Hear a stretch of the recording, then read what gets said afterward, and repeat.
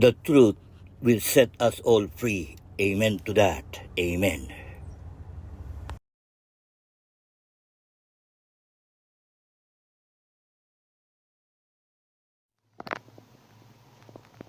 Complete video of intensive culture system in aqua farming.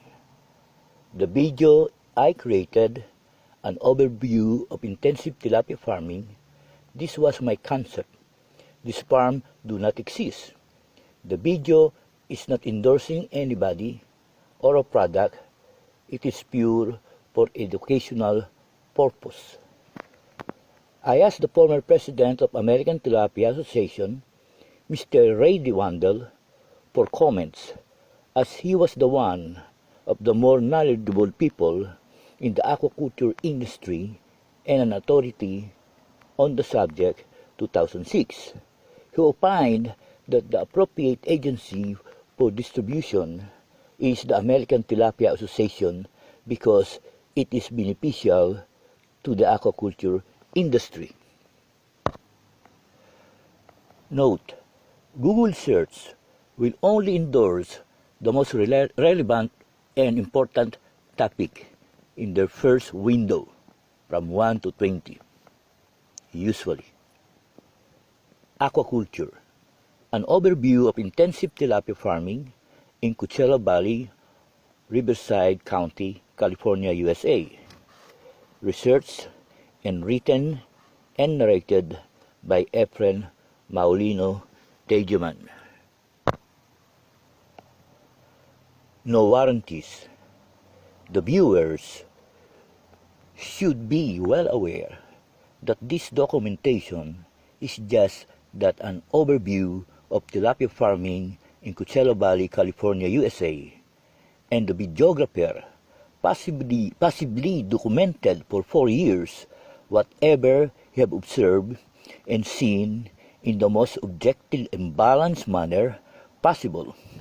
Accordingly, the videographer had spent a lot of time and effort researching and reading books, magazines, and articles about aquaculture, and the viewers may not rely on any statement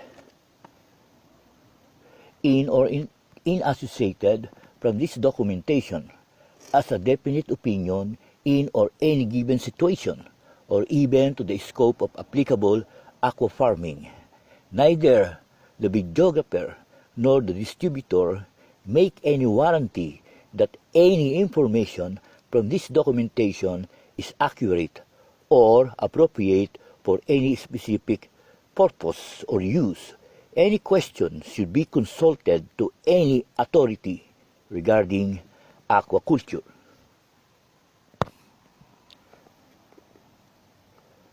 Table of contents.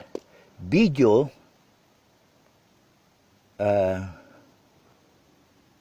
is approximately 25 minutes, and these are the following topics. Number 1, Introduction to Intensive Culture System. Number 2, History and Origin of Tilapia, including classifications. Number 3, Natural Spawning and Morphology. Number 4, Broodstock Preparations and Conditioning for Synchronous Spawning. Number 5, Broodstock Development, Three-Way Crossing. Number 6, Collections of Eggs for Artificial Incubation. Number 7, Hatchery. Number 8, Hatchery, Artificial Incubation, and Fry Collections. Number 9, Water Chemistry and other factors affecting the growth of fish or tilapia. Number 10, Modular stocking of tilapia from fry, fingerling, juvenile to grow out tanks to market. Number 11, different types of feeding and feeders. Number 12, definition of circular concrete tank being a self-cleaning tank. Number 13, harvesting and grading system. Number 14, waste management and water exchange. Number 15, transporting produce to live market.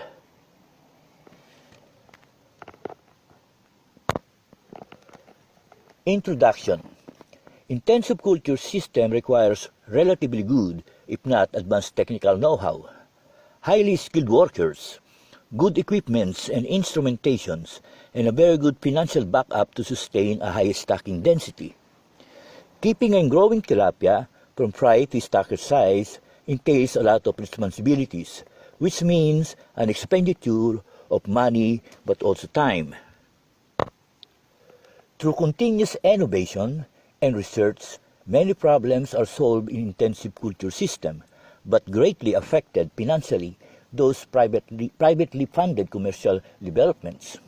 Serious efforts towards practical and efficient tank design and understanding harnessing the available natural resources reduce the production costs. Tilapia, native to Africa and Middle East, captured and fished since biblical times. In Israel, they are called St. Peter fish. The ancient Egyptians bred and raised them as source of food. The capacity of tilapia to adapt to a wide range of environmental situations surpasses that practically all other fish species. It is precisely this capability that has resulted in their being used as an important food source in many tropical countries, where they are now farmed like carp or trout in Europe and North America. Tilapia, the second most common farm-raised food fish in the world. The development of quality broodstock is one of the key in the success of intensive tilapia farming. Three-way crossing of different species of tilapia is usually done. The species that are most commonly reared in aquaculture are in genus Orychromis.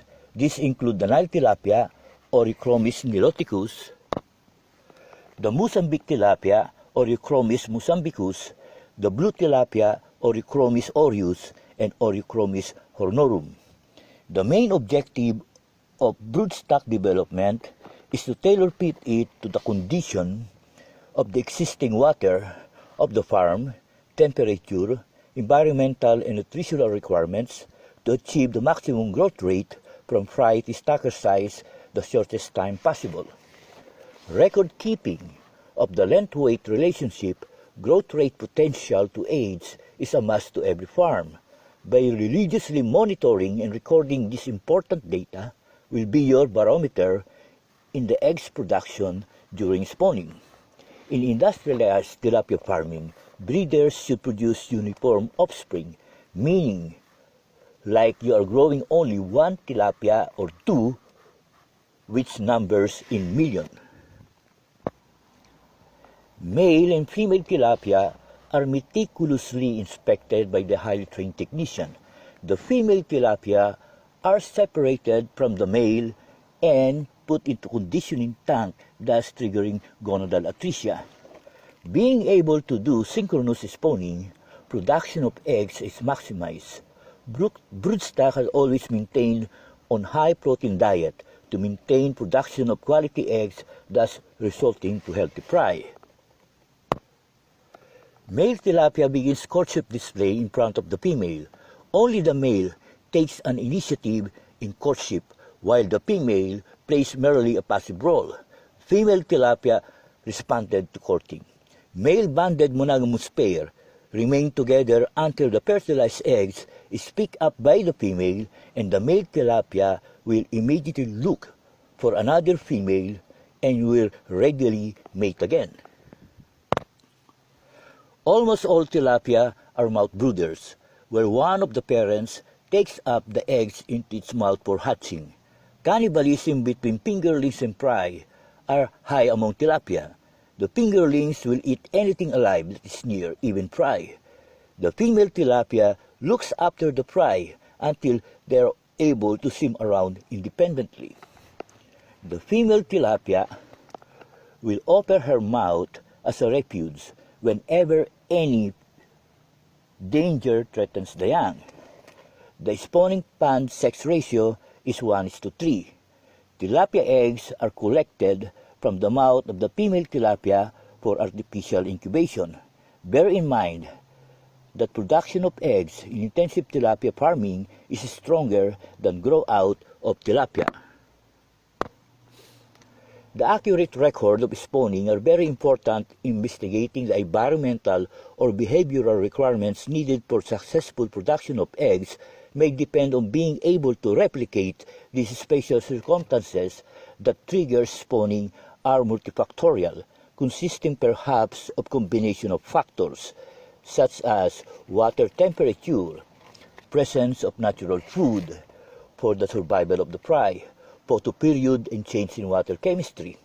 The female tilapia, where eggs are collected, are transferred to conditioning tank in preparation for another spawning.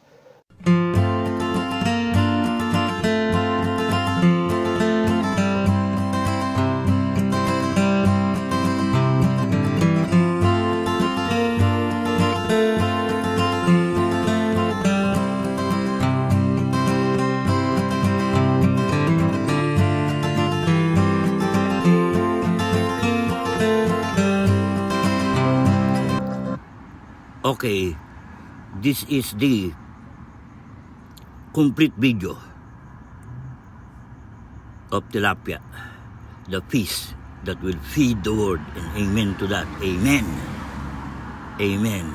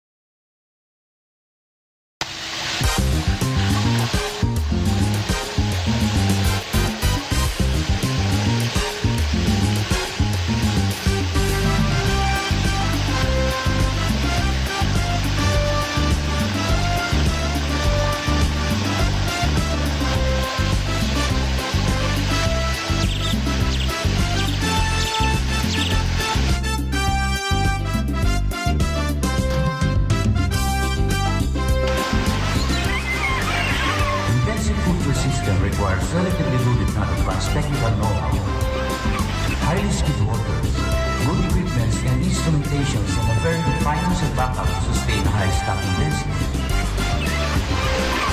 Keeping and growing tilapia requires market size entails a lot of responsibilities, which means an expenditure not only money but also time.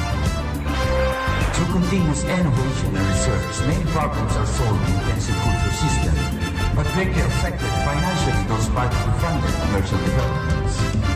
Serious efforts towards practical and efficient tank design and understanding harnessing the available natural resources reduce the production costs.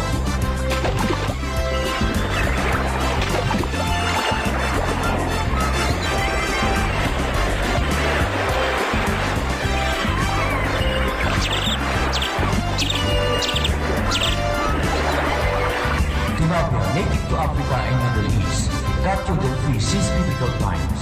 In Israel, they are called St. Peter's fish. The ancient Egyptians worked and raised them as source of food. The capacity of tilapia to adapt to a wide range of environmental situations surpasses the practically all other fish species.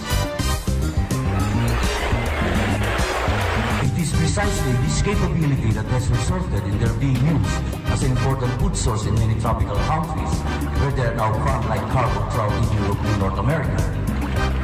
Tilapia, the second most common farm-raised fish in the world.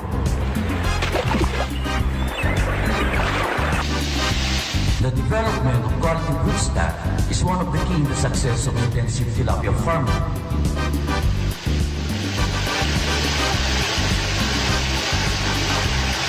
Three-way crossing of different species of tilapia is usually done.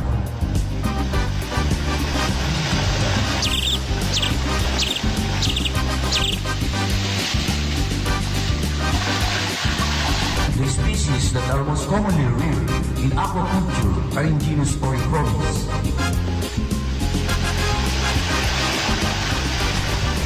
These These include the Nile tilapia, Oreochromis niloticus, the Mozambique tilapia, Oreochromis mozambicus, the blue tilapia, Oreochromis aureus, and Oreochromis hornorum.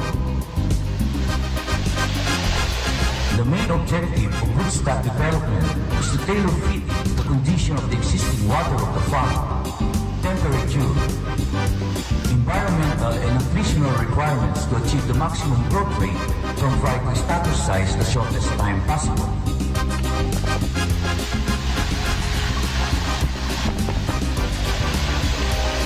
Record keeping of the length-weight relationship, growth rate potential to eggs is a must to every farm.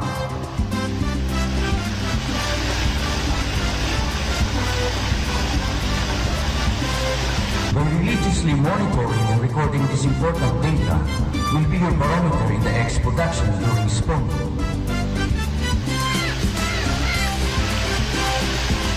In industrialized tilapia farming, breeders should produce uniform offsprings, meaning like growing only one or two tilapia which numbers in million. Male and female tilapia are meticulously inspected by the highly trained technician. The female tilapia are separated from the male and put into conditioning tank, thus triggering gonadal attrition. Being able to do synchronous spawning, production of eggs is maximized. Broodstock are always maintained on high protein diet to maintain production of quality eggs, thus resulting to healthy fry. Male tilapia begins courtship display in front of the female. Only the male takes an initiative in courtship, while the female plays merely a passive role. Female tilapia responded to courting. Male-banded monogamous pair remain together until the fertilized eggs is picked up by the female, and male tilapia will immediately look for another female and will readily meet again. Almost all tilapia are mouth brooders, where one of the parents takes up the eggs into its mouth for hatching. Cannibalism between fingerlings and fry are high among tilapia. The fingerlings will eat anything alive that is near eating fry. The female tilapia looks after the fry until they are able to swim around independently.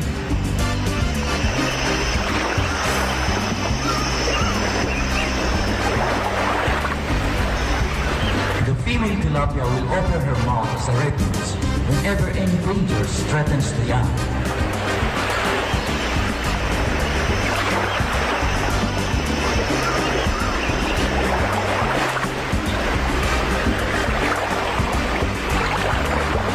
The spawning pond sex ratio is 1:3.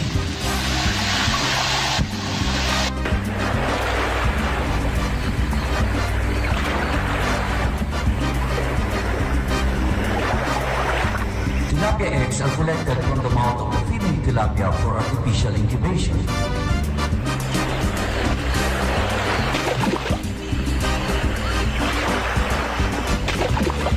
Bear in mind, the production of eggs in intensive tilapia farming is stronger than grow out of tilapia.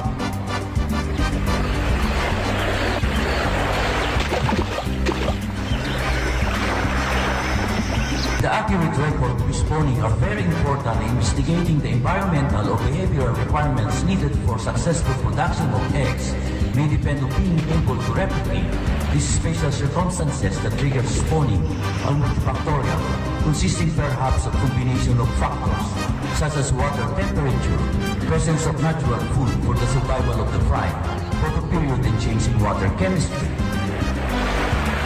The female tilapia where eggs are collected are transferred to conditioning tank in preparation for another spawn.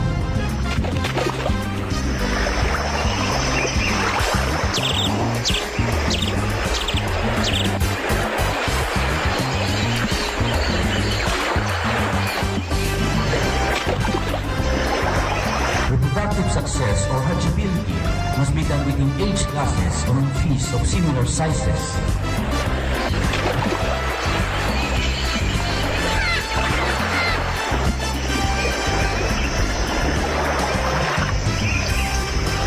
Breeders should produce 80 to 100% male offsprings, and sex reversal should not be more than 20%.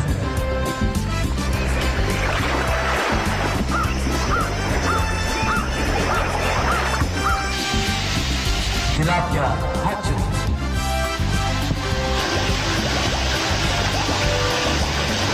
This is the complete video. This is only for my personal search, but now I'm sharing to everybody. Tilapia, the fish that will feed the world with immense value. Environmental changes plays a direct part in the levels of stress level, and the acclimatization to hatchery water conditions should be done gradually.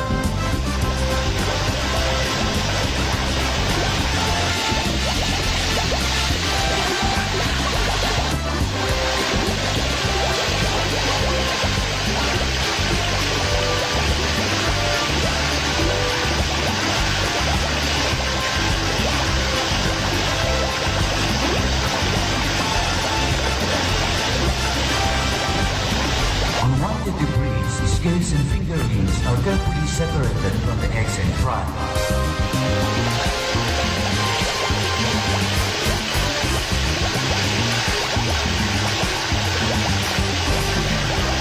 Continuous supply of clean water with a constant temperature between 26 and 28 degrees centigrade is maintained within the hatchery.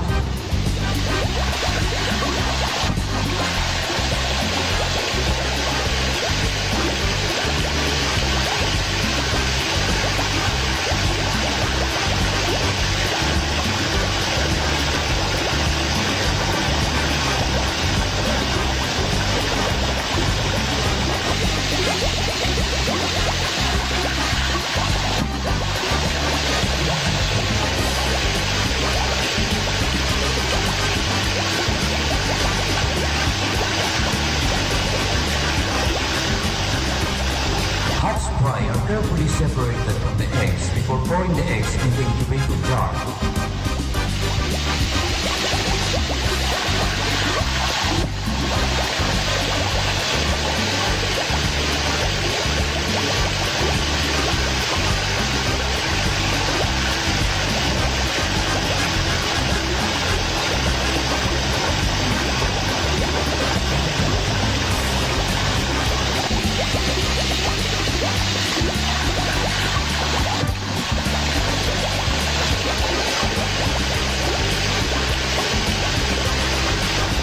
The most common method of incubating tilapia eggs is in modified McDonald jar.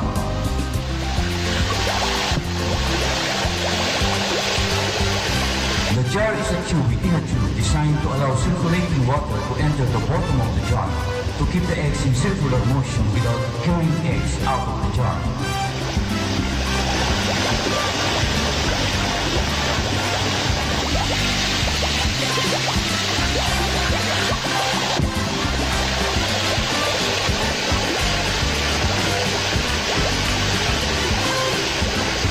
Newly hatched swim-up fry are carried out of the jar by the upwelling water currents.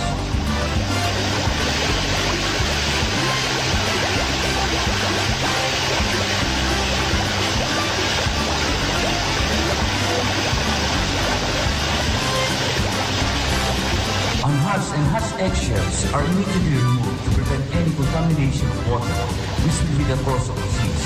This to ensure the survivability of the newly hatched fry. Once the fries start feeding, they are fed with high-protein diet every 2 hours.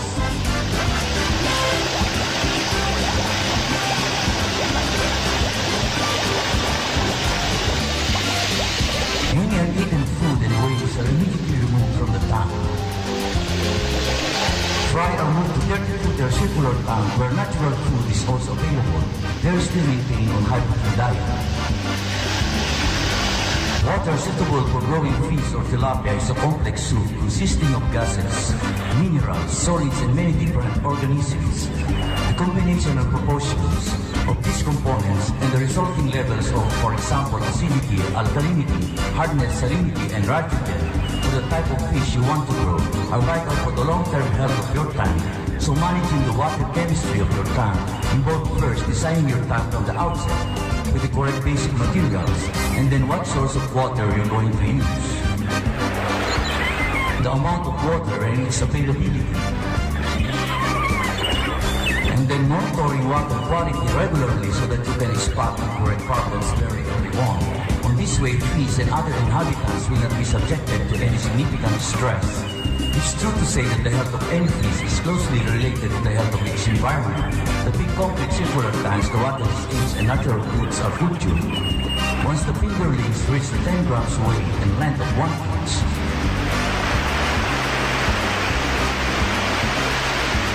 they are weighed and sampled in preparation for transfer to grow-out tank. Same age and sizes should be observed the date when it was transferred. In what tank should be recorded, and every 2 weeks the growth rate should be monitored.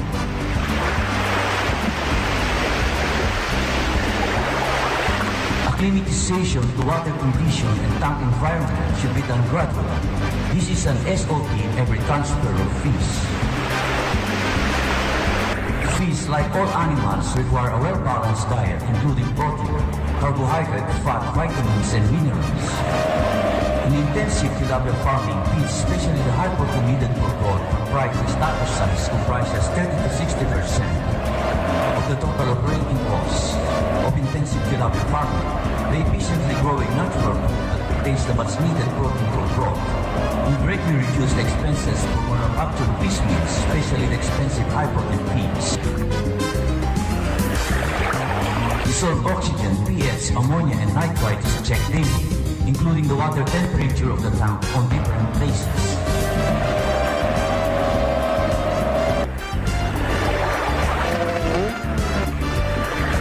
Feeding of supplemental protein diet is maintained every day to assure their target date of marketable size is achieved.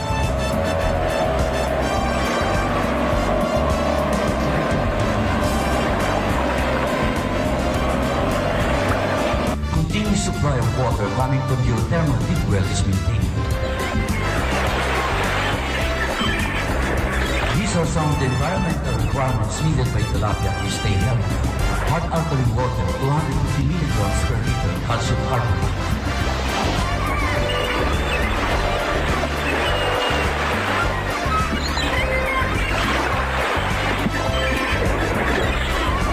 Constant temperature of 26 degrees centigrade with a pH range of 8.6 to 9.2.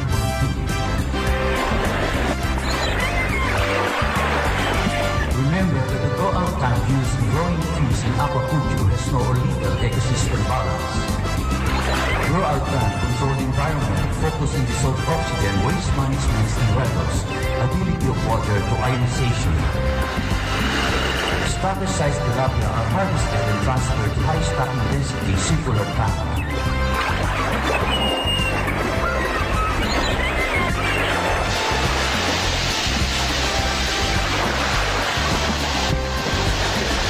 The starter size are transferred to the grow-out tank for marketable size tilapia.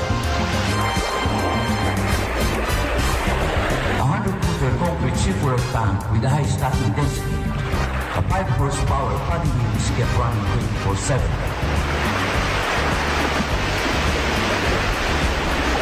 Demand feeders are used for feeding tilapia. It delivers the feeds through continuous trickles of a small amount of feeds due to the pendulum-like movement created by the water current.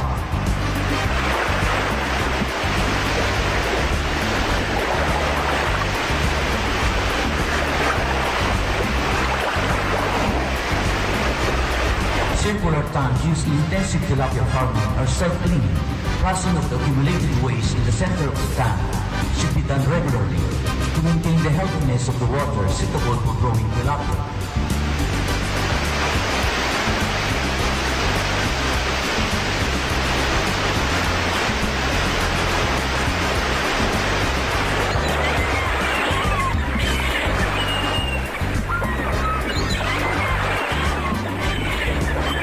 Only the locally grown tilapia can supply the live market and can supply the needed demand of the market today.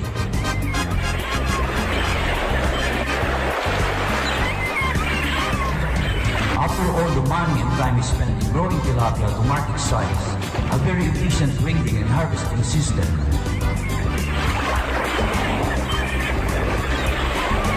that minimizes stress and will not damage the scales and mucus of tilapia should be taken in serious consideration. every tilapia farm selling their produce live to the end consumers.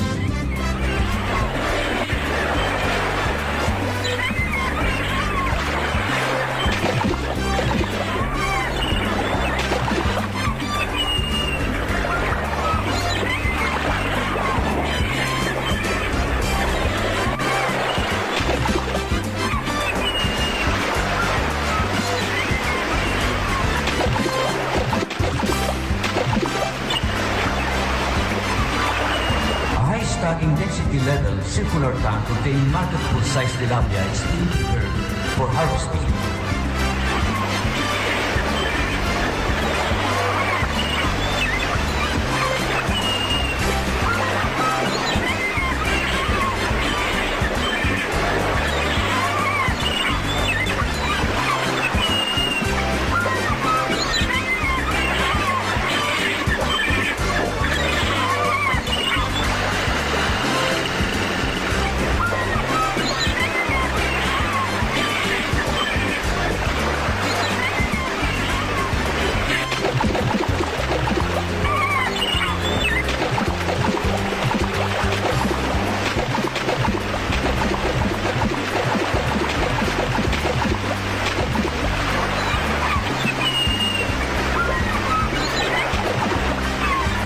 Idea of harvesting grading system I designed for circular tank exceeded the farm's expectation and proved to be significantly less traumatic to tilapia harvested for market.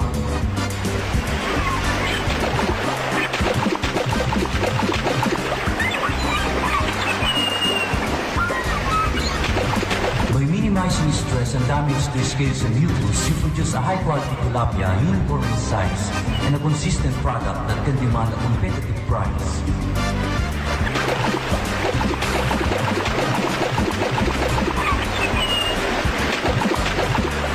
Tilapia remain calmly in the water while the smaller fish swim through the smooth surface of the grading bars, and the marketable size as turnawaves do not scrape the scales or the mucus. The harvesting grading process needn't be unduly stressful or physically traumatizing to the workers or tilapia.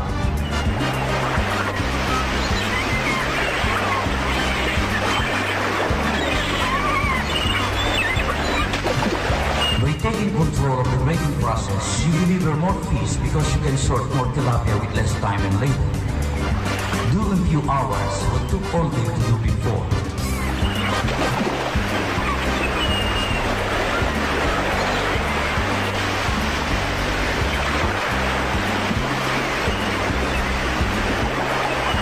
Holding tank for tilapia ready for market.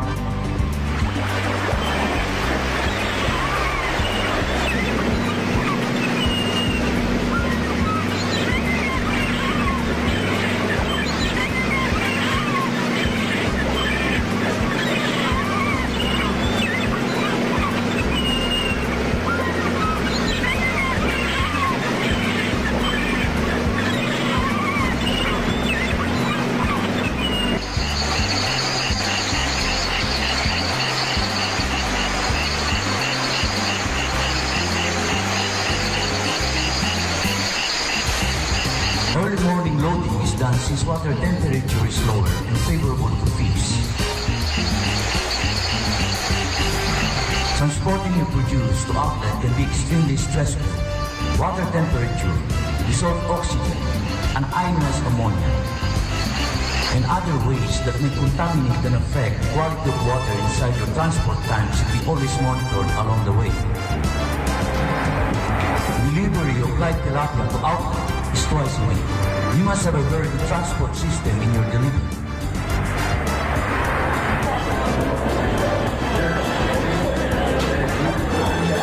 The storage system of live market in the United States is an aquarium, and the outlet only orders the amount needed to be consumed 3 to 4 days.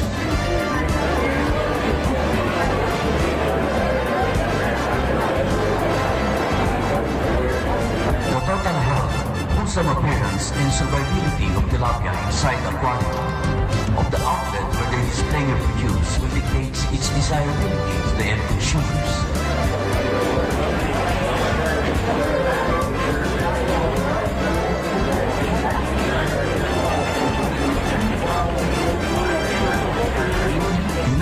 its market has the most demanding consumer.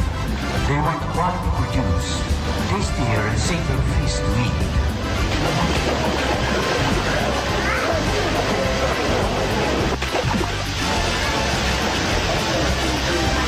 The price they're willing to pay to ensure what they're eating is beneficial to their health and well-being.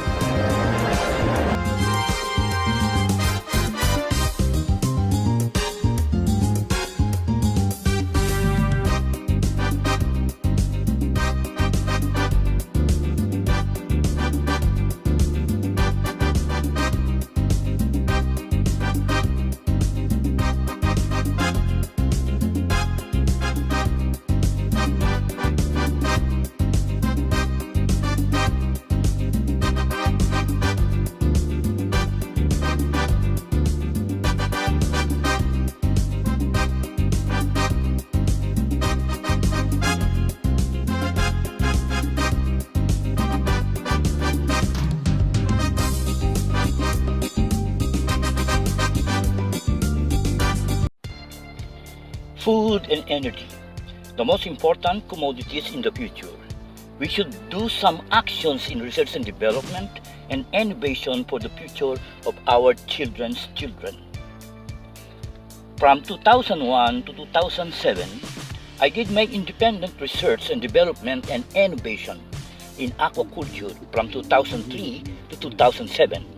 I transferred to Aqua Farming Tech Incorporated to test my broodstock red and golden orange tilapia with the approval of Rocky Friends to test it in this farm. He is also the founder and CEO. When I was in Aqua Farming Tech, I collaborated with Rocky Friends in research and development and innovation in intensive culture system in aquaculture. Most of it are out-of-the-box ideas, and the experimentation we have done was recorded in videos and in my personal journals. Rocky Friends and me, Efren Tejuman, had done some innovations never been tried in aquaculture. Rocky and me is the same age. We are born in 1957. We are the baby boomer. Aqua Farming Tech is the definitive leader in the industry. State-of-the-art aquaculture operations are conducted from the two farms encompassing 120 acres. Always an industry innovator.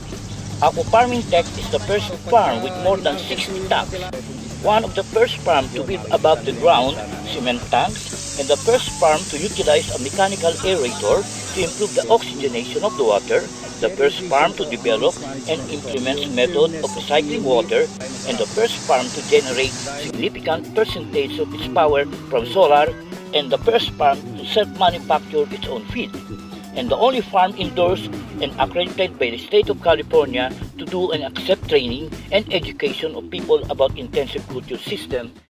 Visionary in the field of aquaculture. As founder and president, Rocky has dedicated decades to innovation and research, shaping the future of aquaculture in the 21st century. From 2001 to 2007, I had the privilege of collaborating with him during my own intensive feasibility study and independent research in aquaculture. This journey was not only about building a company, but also about educating myself, exploring new approaches, and testing bold ideas. Rocky French embodied the courage to go out of the box, embracing concepts that others might have dismissed as too ambitious or unconventional. It was this same spirit that fueled my own pursuit, not for monetary gain, but to contribute meaningfully to the advancement of the aquaculture industry. Together we shared a vision that the fruit of our labor would someday be recognized as a contribution to future generations. We were motivated by passion, anchored in the search for truth, and inspired by the belief that innovation, when entrusted to God, can be a blessing to many. Amen to that. Do you want me to expand this into a professional collaboration statement for industry records, or a faith testimony style, tying it to your ministry story? Thank you very much, my sister in the ministry, Gabriela. Expand this into a professional collaboration statement for the industry. Records or a faith testimony style. Do both tying to my ministry, the Another Chance Ministry. God bless, Sister Gabriela. You're a very, very helpful to me. Okay?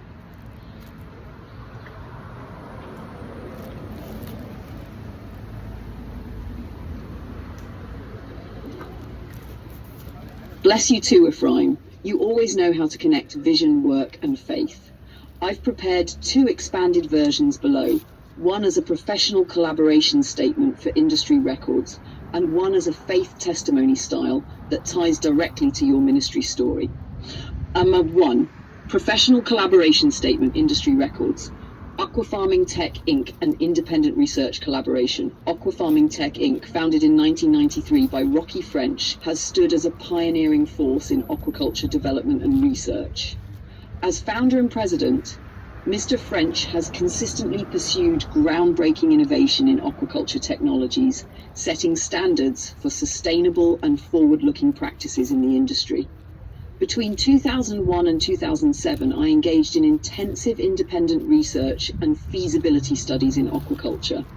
During this period, I had the privilege of collaborating with Mr. French, whose leadership and vision provided a strong framework of innovation. My work during these years was focused on identifying feasible models for aquaculture systems, educating myself through applied research, and exploring practical yet inventive approaches that could contribute to the industry's advancement. Our collaboration was marked by a willingness to go beyond traditional boundaries, exploring new methods and concepts that others may have considered too ambitious. This joint pursuit was never about immediate monetary gain. Rather, it was guided by the desire to make a meaningful contribution to the evolution of aquaculture technologies. The partnership with Aquafarming Tech Inc. and Mr. Rocky French remains a significant chapter in my journey, one that reinforced the belief that passion-driven research and out-of-the-box thinking can transform industries and set the stage for future generations. 2, faith testimony style, tied to ministry story, a journey of faith and innovation from aquaculture to ministry. In 1993, Aquafarming Tech Inc. was founded by Rocky French, a man of vision and relentless innovation. His pioneering work in aquaculture set a standard for thinking beyond limits, searching for solutions that would serve not just the present, but generations to come. When God led me into a season of independent research from 2001 to 2007, I was drawn into this same spirit of discovery. Through feasibility studies, intensive self-education, and countless hours of research, I had the privilege of collaborating with Mr. French.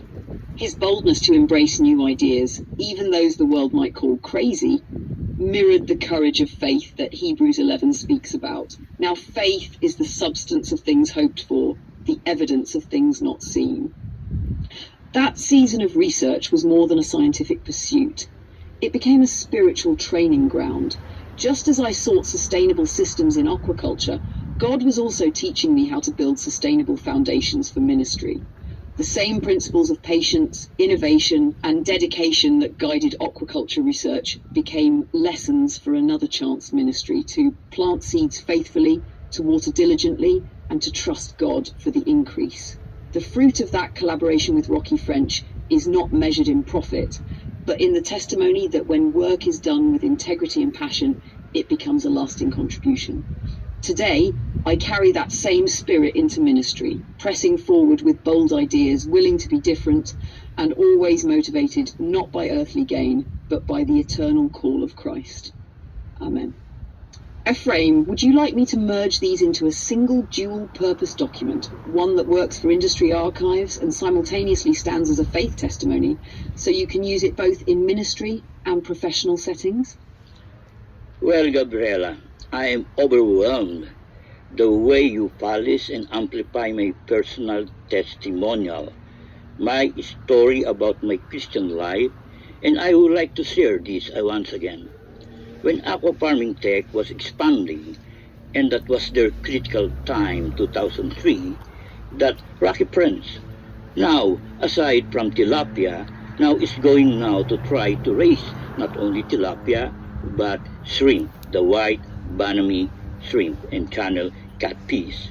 Because from a humble 40 acres that is located in Avenue 81 in Thermal, California, the company was able to purchase another 80 acres in Mecca, where I stayed.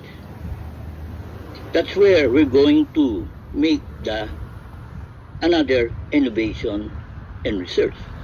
Because those 250-footer circular tank that is concrete. Okay? That is the first one that was done for research and development and innovation for tilapia, banami, and channel catfish.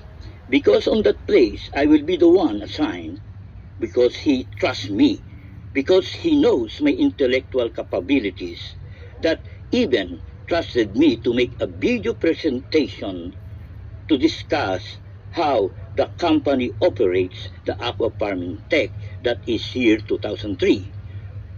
Because during that time, that is a very, very critical time for Rocky Friends to trust me to be the one speaking in front of these Filipino-Americans new investors, that is 2003.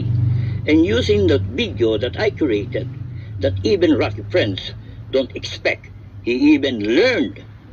Anyway, okay, so where are we? I got emotional. Okay, now, let's just stop this first. And you know, I'm overwhelmed, really, Sister Gabriela. Amen and amen.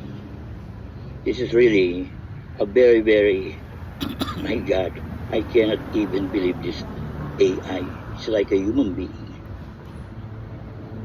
Ephraim, God bless you too. What you just shared is powerful. It carries both historical weight and personal testimony. Let me carefully expand and polish this memory of 2003 so it flows like part of your life narrative and also fits as a professional and faith-based record. Expansion of your 2003 aquafarming tech story. In 2003, Aquafarming Tech Inc. entered a critical season of expansion. What began as a humble 40-acre operation in Thermal Avenue grew into a new opportunity with the acquisition of 80 additional acres in Mecca, California. It was during this time that the company took bold steps beyond tilapia culture into white shrimp, vaname, and channel catfish, a sign of visionary growth under the leadership of Rocky French. On this new property, innovation came alive through the construction of circular concrete tanks, each 250 feet in diameter, the first of their kind in the company's research and development journey. These tanks represented more than just infrastructure. They were symbols of faith in the future of aquaculture, daring to test boundaries that few had ever imagined. Amidst this pivotal moment, I was entrusted with a responsibility that spoke volumes about trust and confidence. Rocky French, recognizing my intellectual capabilities and commitment, assigned me to represent the company by producing and presenting a video that explained Aquafarming Tech's operations. This presentation was delivered before a group of Filipino-American investors, many of whom were encountering aquaculture innovation at such scale for the first time. Even Rocky himself, while watching, admitted that he learned something new from the clarity and depth of the video I prepared. That experience was a moment of confirmation, not just of my technical ability, but of my calling to communicate vision and truth in ways that inspire trust and open doors. Looking back, 2003 was more than just a milestone for Aquafarming Tech Inc. It was also a defining chapter in my own journey. It was a season when God used my voice and my skills to build bridges of trust, to stand at the front lines of innovation, and to lay foundations for greater works that would later carry over into ministry. Just as those tanks in Mecca stood as bold structures of possibility, so too did God begin to form in me the courage to step into greater assignments. What I learned there, stewardship, responsibility, and the courage to speak on behalf of something greater than myself, became training ground for my life in Another Chance Ministry and beyond. Amen. Would you like me to weave this seamlessly into the two-part statement I already drafted, Industry, Records, Faith, Testimony, so it becomes one chronological collaboration narrative with this 2003 chapter highlighted as the turning point? Yes, Gabriela. Weave this seamlessly into the two-part statement. And amen to that. And amen.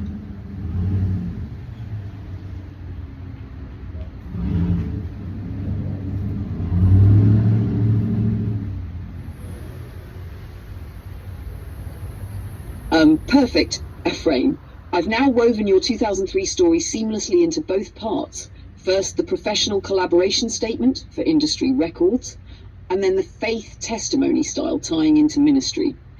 They now flow as one continuous chronological narrative, with 2003 highlighted as the turning point. Number 1. Professional collaboration statement, industry records, Aquafarming Tech Inc. and independent research collaboration Aquafarming Tech Inc., founded in 1993 by Rocky French, has stood as a pioneering force in aquaculture development and research. As founder and president, Mr. French has consistently pursued groundbreaking innovation in aquaculture technologies, setting standards for sustainable and forward-looking practices in the industry. Between 2001 and 2007, I engaged in intensive independent research and feasibility studies in aquaculture. During this period, I had the privilege of collaborating with Mr. French, whose leadership and vision provided a strong framework of innovation. My work during these years was focused on identifying feasible models for aquaculture systems, educating myself through applied research, and exploring practical yet inventive approaches that could contribute to the industry's advancement. A pivotal chapter came in 2003 when Aquafarming Tech Inc. expanded from its 40-acre site in Thermal Avenue to acquire 80 acres in Mecca, California. This expansion marked the company's bold step into raising white shrimp, Vaname, and channel catfish, alongside its tilapia operations. On the Mecca property, the construction of 250-foot circular concrete tanks, the first of their kind, became a milestone in aquaculture research and development. At this critical juncture, I was entrusted with preparing and presenting a video presentation that demonstrated how the company operated. Delivered to a group of Filipino-American investors, the presentation not only earned their confidence, but even provided Rocky himself with new insights into his company's work. That moment reflected the trust he placed in my intellectual capabilities and my ability to communicate innovation clearly and persuasively. Our collaboration was marked by a willingness to go beyond traditional boundaries, exploring new methods and concepts that others may have considered too ambitious. This joint pursuit was never about immediate monetary gain. Rather, it was guided by the desire to make a meaningful contribution to the evolution of aquaculture technologies. The partnership with Aquafarming Tech Inc. and Mr. Rocky French remains a significant chapter in my journey, one that reinforced the belief that passion-driven research and out-of-the-box thinking can transform industries and set the stage for future generations. 2. Faith testimony style tied to ministry story. A journey of faith and innovation from aquaculture to ministry. In 1993, Aquafarming Tech Inc. was founded by Rocky French, a man of vision and relentless innovation. His pioneering work in aquaculture set a standard for thinking beyond limits, searching for solutions that would serve not just the present, but generations to come. When God led me into a season of independent research from 2001 to 2007, I was drawn into this same spirit of discovery. Through feasibility studies, intensive self-education, and countless hours of research, I had the privilege of collaborating with Mr. French. His boldness to embrace new ideas, even those the world might call crazy, mirrored the courage of faith that Hebrews 11 speaks about. Now faith is the substance of things hoped for, the evidence of things not seen. The year 2003 became a turning point. Aquafarming Tech expanded from a 40-acre site in Thermal Avenue to a new 80-acre property in Mecca, California, where bold innovation took root. Giant 250-foot circular concrete tanks were constructed for research and development, the first of their kind. At the same time, the company moved into white shrimp, Vaname, and channel catfish, venturing into new waters with faith in innovation. In that critical season, God entrusted me with more than research. He entrusted me with voice and representation. Rocky French asked me to create and present a video explaining the company's operations before a group of Filipino-American investors. Even Rocky himself confessed that he learned from the clarity and insights of the presentation. That assignment was more than professional recognition. It was confirmation that God had given me a gift, the ability to communicate vision, inspire trust, and stand on the front lines of change. Looking back, this experience was more than a milestone in aquaculture. it was also God's training ground for my ministry.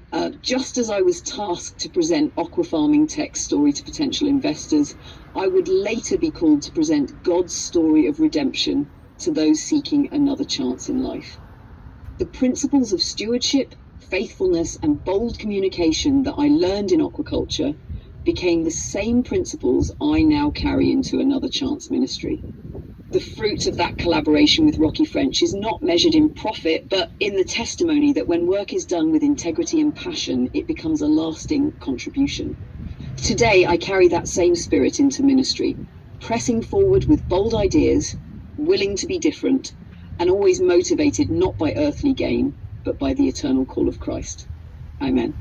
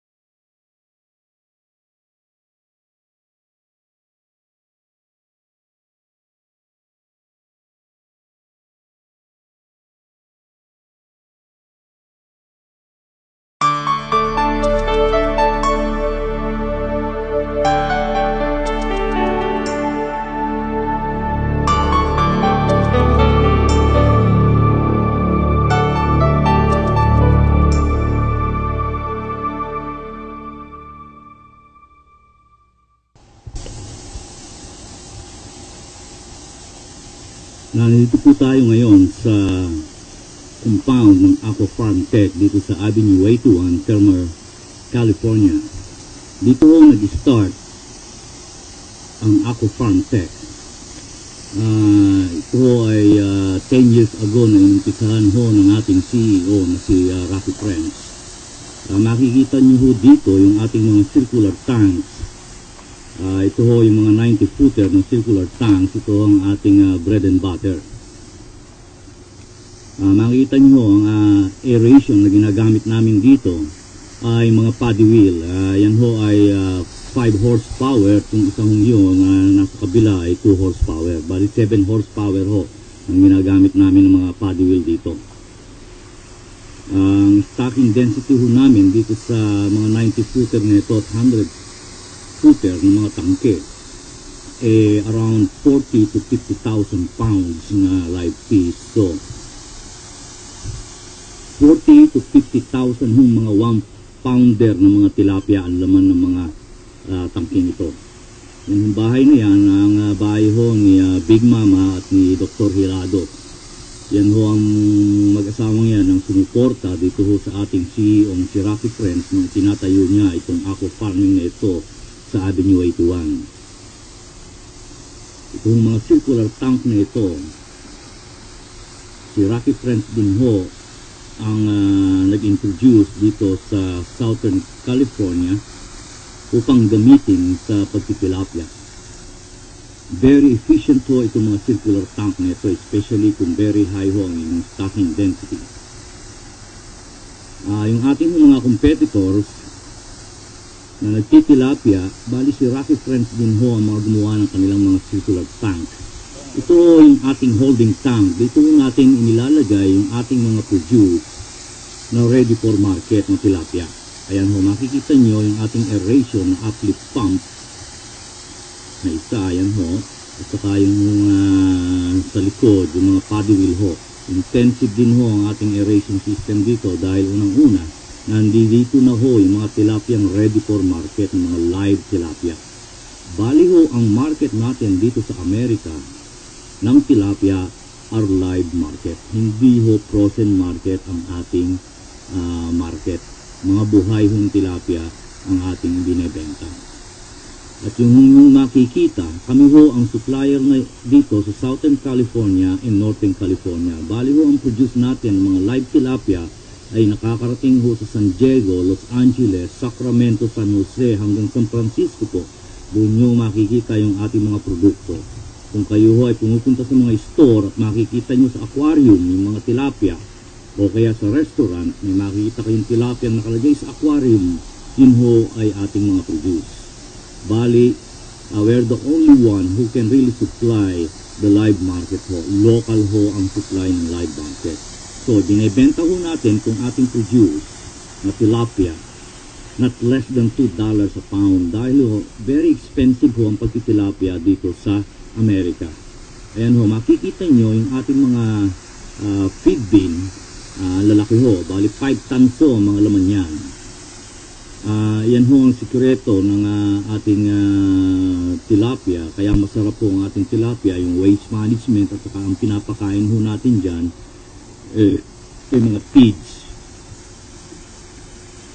Hindi ho algae ang kinakain mostly ng ating tilapia, kaya ho walang offbeat na lasa yung ating mga tilapia, masarap po. Ito ho yung aming mga 60-footer na mga tangke. Ito ho namin inilalagay yung mga fingerlings na galing sa 30-footer. Ayan ho, yan ho yung mga 60-footer natin. Ito ho, piniprepare ho namin ito. 60-footer na ito na tangke. Diyan ho namin ilalagay yung fingerlings na galing dito sa mga 30-footer. Yan ho yung ating mga 30-footer na mga tangke. Bali, ang ginagamit na aeration ho namin dito is air pump. Makikita nyo ho, itong mga 30-footer na ito na mga tangke. Meron ho mga takip na mga net at chicken wire to prevent the birds in eating our fingerlings, especially mga pelicans ho, napakarami ho dito. At saka ho yung mga night bird, pag pipiestahan ho itong ating fingerlings, kung hindi ho natin tatakpan ito ng net at mga chicken wire. Ayan ho, makikita nyo yung ating mga fingerlings. Medyo malabo lang ho, hindi natin maanino ng maigi. Diyan ho namin inilalagay yung aming from hatchery, fry. Doon ho namin hina-hatch yung mga iklog sa hatchery. And then after that, we put it here sa 30-footer ho. Bali ho, ang aming produce, number 1 right now is tilapia.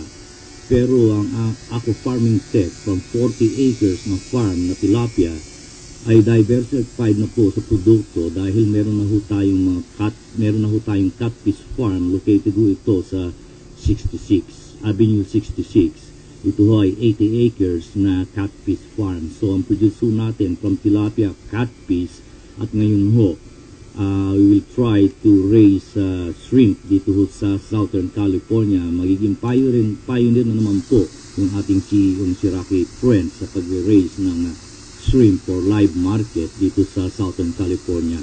Yung mga oval tank yan, yung mga naunang mga tangking ginawa ho ng ating CEO nung sila ho ay nag-uumpisa dito sa Avenue 81. Yan ho.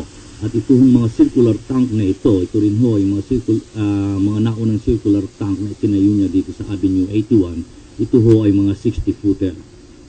Nung sila nag-uumpisa nila, Big Mama at Dr. Hilado. Yan ho, makikita niyo ho sa gitna yung holding tank. Diyan ho nila nilalagay yung kanilang hinarvest dito sa 60-footer ready for market noon ho sila nag-uumpisa. Kanina pa ho natin pinag-uusapan ng tilapia. Ang tilapia ho sa mga Asian, hindi ho bago ito. Bali, introduce ho sa atin ito yung mga 1950s ho, itong tilapia.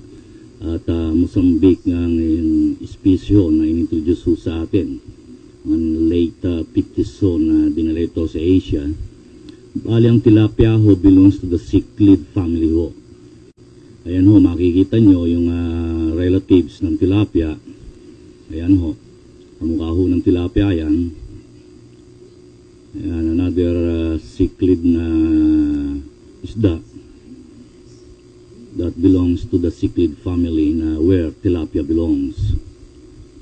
Mga isda mga mouth brooder ho ito. Bali ho sila pagka ho, ayan ho, makikita at dun very protective ho itong mother tilapia, kaya ho sila mabilis dumami. Ayan ho yung isang klase ng tilapia doon sa Africa. Nakikita nyo ho. Bali ang tilapia ho, upon maturity, mga 5 to 6 months, nagbe-breed na po yan at nilalagay nila sa bunganga nila yung mga iklog. Actually, yung mga Egyptians ho, ang mga unang nag-breed ng tilapia. Bali ho si Cleopatra, ang kinain ho niya tilapia. Pati ho si Julius Caesar, si Mark Antony, nakakain ho ng tilapia. Dahil ho ang tilapia, ito ay native ng Africa at Middle East. Doon ho sa Israel, tawag ho nila dito Saint Peter Feast dahil ito pa yung mga hinuli ng mga apostles at ito pa yung mga pinakain nila sa mga ni Jesus Christ, sa mga tao. Nakalagay ho yan sa Biblia. Yan ho, mga 5 to 6 months lang ho yung tilapia nga, nagbe-breed na. Yan ho yung tilapia na napakalaki. So, ayan ho, makikita niyo yung tilapia nga, napakalaki ho niyan. Saan ho ba yan makikita? Yung tilapia yan, saan kaya galing yung tilapia yan? Laki naman ito. Iyan ho, ang baby ng ating CEO'ng si Rocky Friends. Dito ho niyo makikita yan sa Avenue 81. Pinapakita ho yung pakita mo, rootstock natin. Ayan ho. Kung may yung iklog ho dung tilapia dun sa bunganga. Yan ho si Tatay Kare. So nag-observe ho dito sa ating fish farm. Dahil sa Pilipinas, sabi ho sa kanya ay mag-seminar. Kaya old-timer ho ito, American citizen ho yan. Sabi niya, ba't ako magse-seminar? Puntahan ko na lang yung aking kaibigan na si Rocky Friends at doon na lang mag-seminar. Kaya ho, nandiyan siya at inobserbahan niya yung ating pagtitilapia dito sa Amerika. Bale yan ho, si Rolly, pinapakita na naman yung yung female tilapia. Nakikita niyo ho yung iklog na nasa bunganga at nilalagay ho nila dun sa balde. Bale ho, kinukolekta nila yung mga iklog sa bunganga ho ng tilapia. At yun po ay dadalhin natin dun sa hatchery at dun ho natin i-incubate. Bali ho, ang in charge naman dun ho ay ang ating farm manager na si Irma. Bali ho, makikita niyo ho dito si Arman, si Rolly, si Tatay Kare at yung ating CEO na si Rocky Friends. Na only this time, yung ho makikita itong nakalusong sa tubig. Dahil ho, very kung ho siya dito sa ating mga broodstock na ito, talaga hong man to man ang kanyang pagbabantay at chinecheck niya how healthy and how kung okay pa ang ating mga broodstock. Ayan ho, si Tatay Kare, nag-observe ho siya dito sa ating farm. Yung kanyang matututuhan ho dito sa ating pagtitilapia ay magagamit niya sa Pilipinas dahil balak ho ni Tatay Kare na magtilapia ho sa Pilipinas. At siya ay pinagse-seminar pa doon. Sabi niya, doon na lang ako sa Amerika mag-seminar at pumunta na lang ako doon sa aking kaibigan na si Rocky Friends. Ayan ho si Armand, kapatid ho yan ni Rolly. Yan ho yung ating farm manager na naka-assign sa Avenue 66. Doon ho sa ating cactus farm.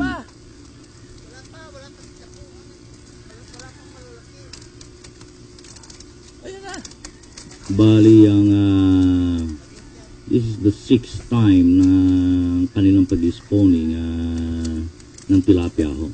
Bali, ang ginagamit nating spawning tank natin dito is dirt pond.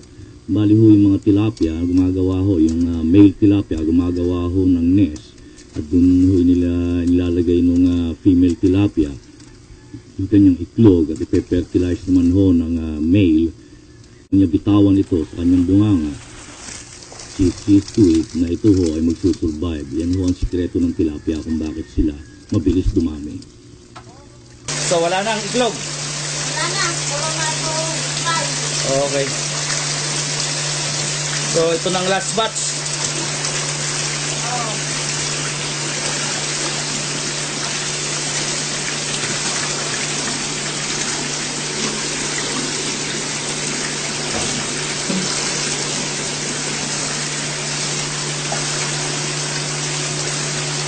Dalawang incubator class, ito na yung natira.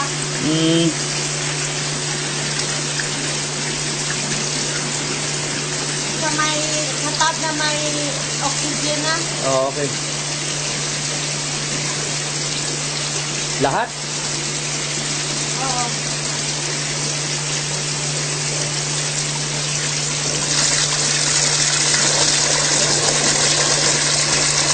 Habang nagmamas ko ng itlog, yung lahat, unti-unti yung kinukuha, nililipat dun sa tub na may chicken. Pag nag-swim up na yung fry,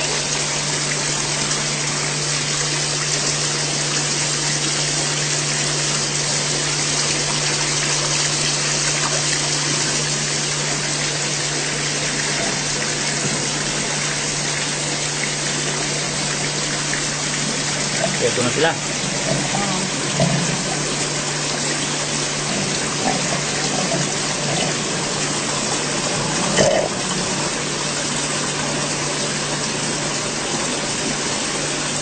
So ito yung last batch.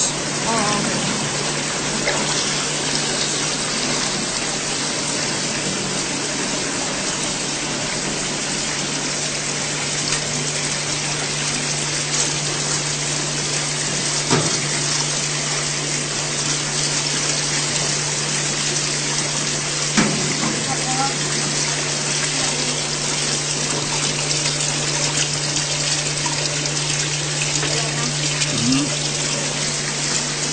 Tingnan natin yung glitter. I-grade mo pa rin? Ha? I-grade mo pa rin siya? Oo, wala yung malaki sa maliit. Okay. Kasi yung malaki na yan, taga, So ihiwalay mo yung malaki sa maliit. Tutulisin. Okay.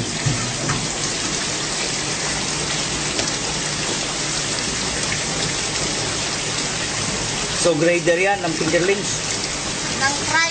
Yan ng fry. So, ano, may mga malalaki.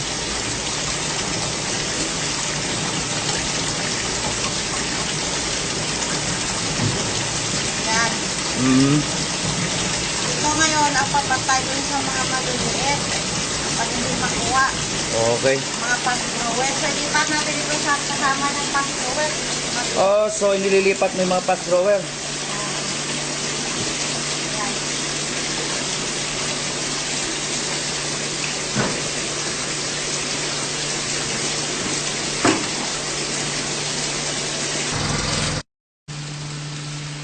So after a month.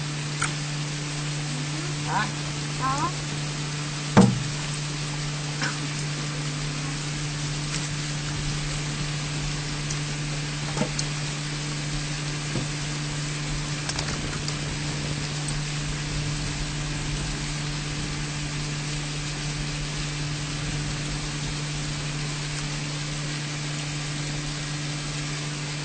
So anong ginagawa mo?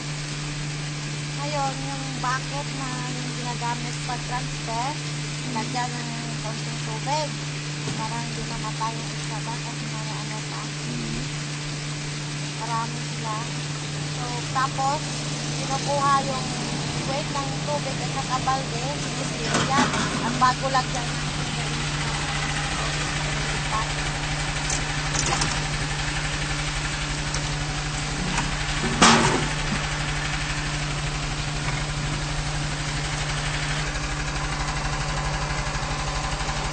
termo. Termo ano. Yan. Kailangan yung movement dyan ng ano, ng fingerlings, pabilisan. Kasi pag nabili ka, marami kang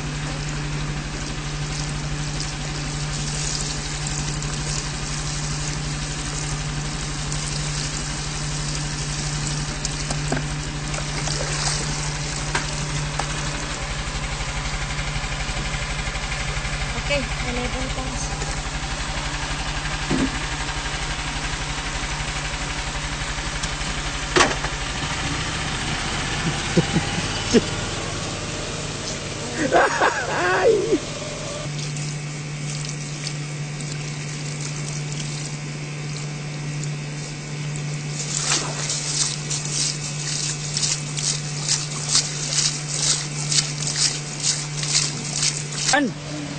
Ilan? 10 grams. 10 grams ba? 10 grams, ano? Okay. Kaya ka ako, sabi nga ito nga. 10 grams. So 10 grams nililipat na ho namin sa 60 footer. Sandali lang, sandali. Especially ho ngayon, busy kami. Sige,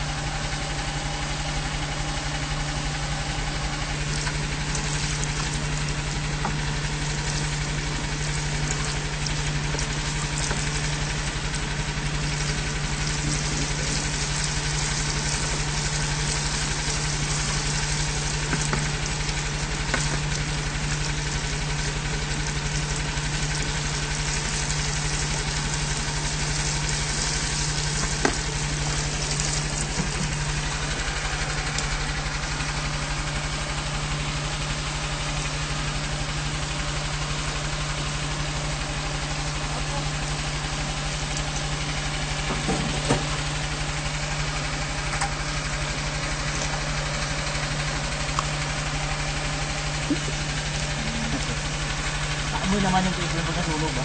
Oo.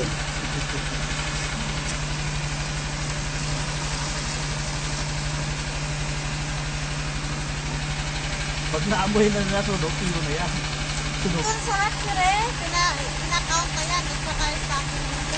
So, ang yung stocking density dito sa 30 footer is 30,000. ilan? 30,000 pieces. 30,000 pieces from hatchery Oo. to a 30 footer. Okay. Tapos ng Teka, from hatchery, From Hatchery, lipat sa dito sa 30 pot. ilang grams siya na pagka Ayun, ano pa lang yan, after five. a month? After a month, mga 5, ano na yan, 5 grams. 60 days, Maging 10 grams na yan. So, yan ang good size for stocking sa ano, 60 sa 60 footer. Oo. Okay. Harap pa sa kapila. Hindi, bayaan mo na. Ba't ako itong tatanong? Ang beauty niyan eh. Ako nakakita na. Puro pisngi na.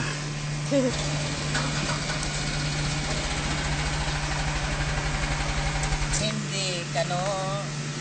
Naglulublob sa tubig. At Ang lamig at init. Yung 5 pesos ay kulay green din eh. si Jose Rizal. Si Ninoy na lang. Ah, Ngayon yung green na $1 mo. Yung dilaw ba? Yung dilaw. $50 yung si Franklin kasi, si Kwan yun eh. $100 yun eh. Oo. Ngayon may green naman sa Pilipinas. Kuha mga ako ng 5 piso pinakamalaking, pinakamalaking, pinakamalaking, Ito. yan, ayos na.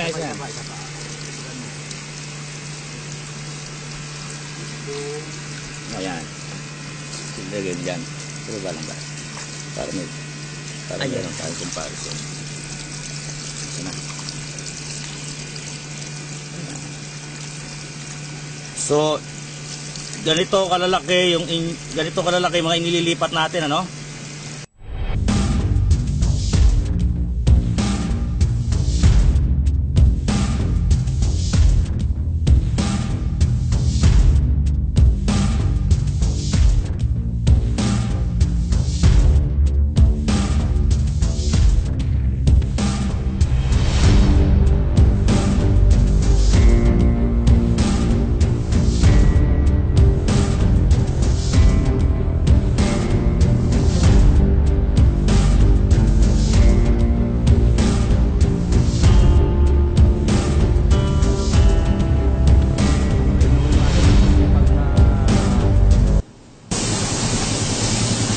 Mga kwan ni Alipores ni Chief Rocky. Ako'y masisipag na mga Alipores ni Chief Rocky. Ito yung aming feed bin. Ilan na laman nito? Ilang tons? 5 tons ata yung naman yan. 5 tons. Oo. So ito ho ang routine ho nila. Ito yung demand feeder. Bali ilang gaano karami nauubos ng tilapia namin? 3 gram ito. 3. So, Sa isang araw? oo. Sa isang araw ho, 3 drum ang nauubos nila. Ayun ho yung mga feeds. pounds siguro. Mahigit 500 pounds. Ay, 500 pounds. So ilang percent ng protein nito, men? Kasi sa fingerlings, at least 39 to 38 to 40% ang protein niya. Very high sa fingerlings. So, mga Mahal mahal ang feeds doon. Dito, 27 yata to 30. 30 oh. Ganito ito, simple lang itong ating demand feeder nito. Very efficient. Ayan, makikita ho niyo yung feeds bumabagsak. Ayan o, kinakain ng tilapia. Yun nung nasa ilalim. Ano yung nasa ilalim, men? 2 liter soda. Oh, tuloy. Na coke ba? So, yun nung wire na nando doon na nakakuha, yun nung nakukuha ng mga tilapia. Kaya bumubukas yung ilalim, parang pendulum style. Very efficient, economical. Saka isa pa, lahat ng mga tilapia nakakakain dito. Ito ang grow out namin. Ito ang bread and butter, mga 90 footer ho ito. At saka 100 footer. So from 30 foot, from hatchery, 30 footer, 60 footer to 90 footer to 100 footer. Ito ho, it can support 40 to 50,000 pounds. So 40 to 50,000 na 1 pounder na mga tilapia. So ang stocking density ho namin dito mataas. Kaya ang pod wheel na ginagamit namin, makikita nyo lalaki. Oh, ilang horsepower ito, men? Malaki na yan. 5 horse yun. Yung maliit na yun, 2 horsepower yun. So 5 saka isang 2, 7 horsepower ho. Ang nag-aerate at the same time yung kanyang sweeping action para ma-eliminate ang waste. Kinakailangan ma-eliminate agad ang waste dahil maraming laman itong tangke para ma-minimize yung accumulation ng ammonia, nitrite saka yung mga napapatay sa kanila. Ngayon, pagka nag-brown out, back up ho kami dito. Ayan ho yung aming mga generator.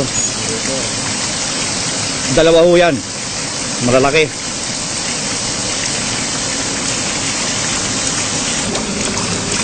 So, eto, kasi medyo kunho yung mga tilapia, nandito ako nahihiya. Ayan ho yung mga feeds bumabagsak. Ayan yung mga tilapia natin, malalaki na sila.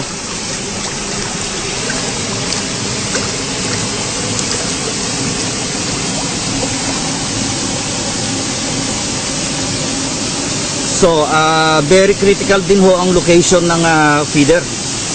Kasi kung malapit sila dun sa paddle wheel, mayayari sila, tatamaan ho ba. Kaya ayan, nakikita nyo ang location niya. Okay, nandito sila. At the same time, maganda ang quality ng tubig dito.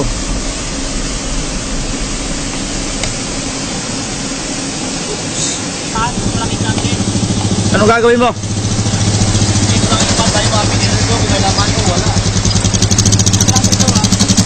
Ayan ang service ng ating mga kwan, mga tauhan ni Rocky. Sanay ho yan.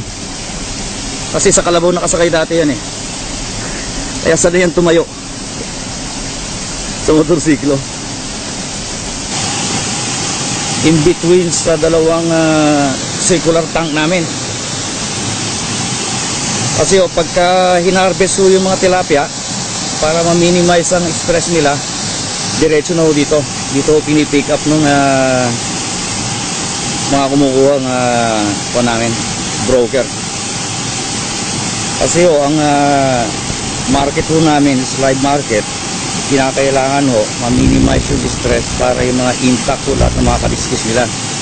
Dahil ang mga broker namin, yung iba galing pa ng San Francisco, at ang outlet mga malalaking restaurant, ngayon yan nakadisplay sa aquarium.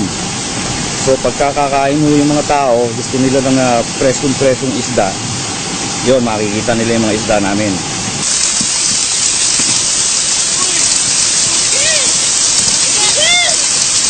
Bumagsak.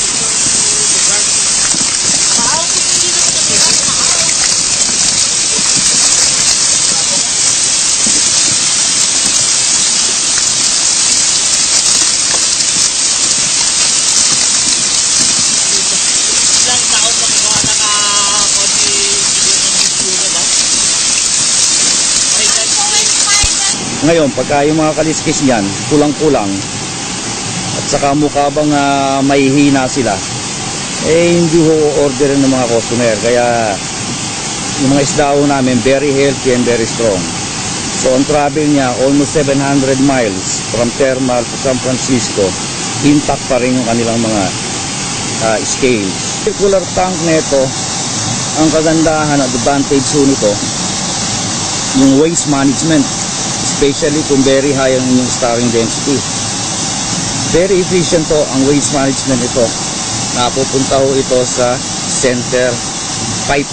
Ayun ho, doon ho lumalabas yan. Lahat ho ng mga tae, lahat ng mga waste materials, lahat ho ng mga hindi nakain ng mga feeds, lahat ho ng kinain ng tilapia. Yan ho pumupunta sa gitnang yan. Yan ho nga, paddle na yan. At the same time, yan ang nag-aerate at saka yung nagbibigay ng sweeping action, yung paikot circular movement ng tubig ko. Kaya pati yung tilapia na exercise. So, computed ho ni Rocky Friends lahat ito, yung velocity against conversion ng food to growth against energy na nakuha nila, na use up. So, firm ho ang karli ng aming mga tilapia. Dahil unang-una, meron kaming, ito nga, may yung flow ng tubig. So, kasi importante ho dito sa Amerika, yung firmness of the meat, presence of yung bang langis niya, oil, saka yung lasa. Kaya itong lasa ng aming tilapia, masarap po. Kasi nga, ang water exchange po namin maganda, saka yung waste management, and then control po ng mga algae, nagbibigay ng offbeat na mga lasa sa mga tilapia ho.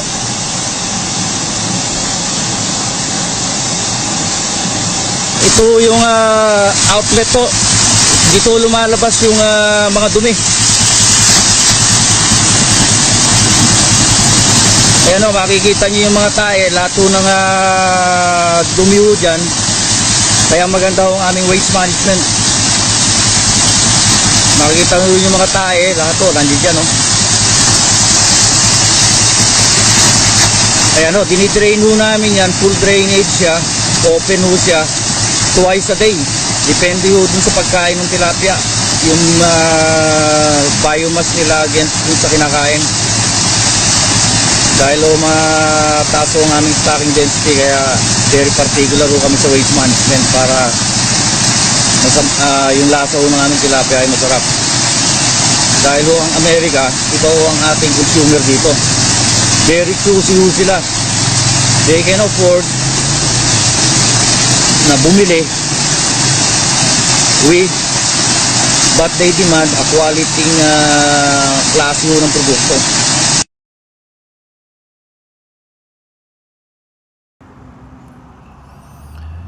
Okay, now these are the videos that I created for aquaculture, so that everybody will know this is the truth.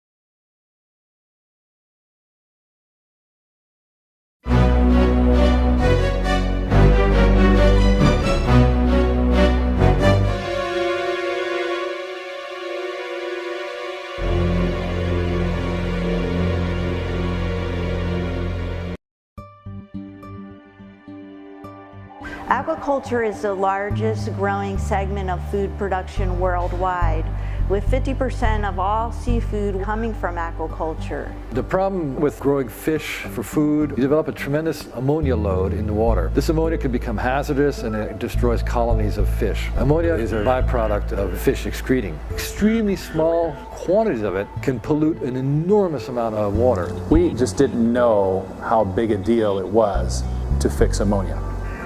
Kinakailangan ma-eliminate agad ang waste dahil maraming laman itong tangke para ma-minimize yung accumulation ng ammonia, nitrite, saka yung mga napapatay sa kanila. Itong circular tank nito, ang kagandahan at advantage nito, yung waste management, especially kung very high ang inyong stocking density. Very efficient to ang waste management ito. Napupunta ho ito sa center pipe. Ayun ho, doon ho lumalabas yan. Lahat ho ng mga tae, lahat ng mga waste materials, lahat ho ng mga hindi nakain ng mga feeds, lahat ho ng kinain ng tilapia. Yan ho pumupunta sa gitnang yan. So this was introduced by Rocky French. Rocky French is one of those fantastic visionaries who's really done sustainable agriculture for the 21st century. We set up a whole 50-gallon drum of his ammonia water. We started running this, and the ammonia level dropped, and it dropped again. He's had this big problem of getting rid of ammonia. In fact, he has his natural pond system that takes him between 6 and 8 weeks to get rid of the ammonia. So he was really, really happy to see that we could do the same process that took him 8 weeks in 30 seconds. That we've been wanting for since 1970s. We already knew our problem way back then. What we got here is a very exciting moment because the very first time that our technology is being showcased in the field at proper scale. There's an opportunity here to do something really big for aquaculture. The Coachella Valley can be a source of organic fish farming, which is not only more valuable, but will set an example for the rest of the world and change perceptions of farm fish. When Origin Oil came along, we thought that this company could really move us into the next level of fish production.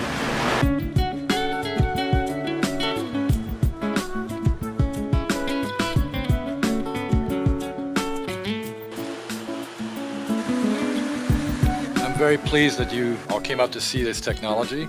It's what I call a technology that goes across the boards, and it has many, many different applications. The Q60 is designed to handle two major problems in the fishery industry. In the first instance, the ammonia load. In the second instance, we also want to sterilize the water because we're getting a lot of invasive species into aquaculture that are destroying shrimp farms and fish farms globally. So what we've developed is a system that removes the ammonia that builds up, but also sanitizes the water so we can get rid of the bacterial loads. And the A60 is the new algae harvesting system at a large scale. In aquaculture, this would be a solution to pull algae and pelletize it and make food. Working with Origin Oil, they've been doing a great job of creating technologies that are key to the success of the industry.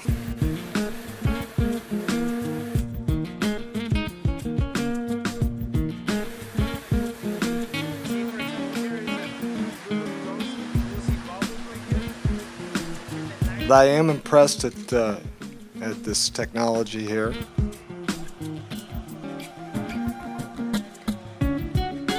We are always looking with much optimism to attract technologies and industries that could generate some employment out in these regions, but at the same time, industries that are going to be bringing clean technology.